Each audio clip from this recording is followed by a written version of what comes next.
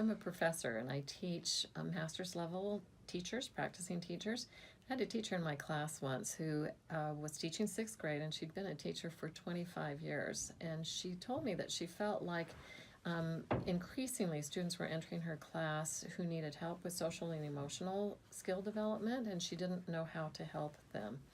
So in my class, because my expertise is social and emotional well-being of children, I emphasize that strongly. So she was taking a child development class from me, and we were talking about how to promote social and emotional well-being in children. And she, at the time, just happened to have a student that she said was the most difficult student she had had in 25 years in her class that semester. So she began to implement some of the things that we were talking about in class, some of the research-based practices back in her classroom with this student. And by the end of the semester, she felt like the student was turning around and that she had established a very positive relationship with him. So she said to me, I wish that I had known this 25 years earlier. I'd have been a better teacher and I would have enjoyed teaching more had I known these things.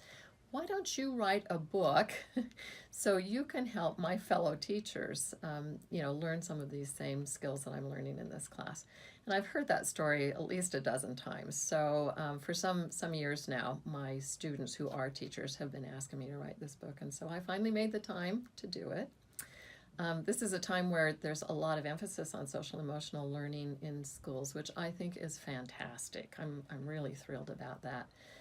I do have two concerns about the direction that that's taking, and one is that I think we're a little too self-focused and not enough other-focused, and also we tend to be focusing a little too much on managing misbehavior rather than promoting positive social behavior.